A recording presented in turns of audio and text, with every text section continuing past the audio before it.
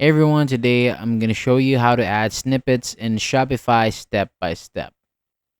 So snippets are useful because they let you store small pieces of reusable code inside your theme, which can help you keep your theme files more organized and make certain code easier to manage.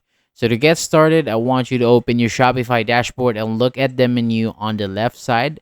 So from there, click on Online Store, then select Theme. So this will take you to the page where you can manage the theme currently being used on your Shopify store. So once you're on the themes page, find your current theme and click on the three dot icon beside it, and then a small menu will appear.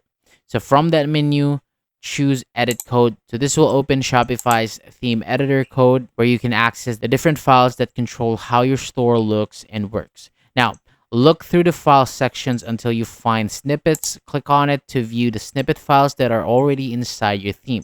So these files contain reusable pieces of liquid code that can be used in different parts of your Shopify theme. To create a new one, click Add a new snippet or new file, depending on what appears on your screen.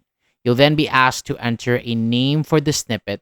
So choose a simple and clear name that describes what the snippet will be used for.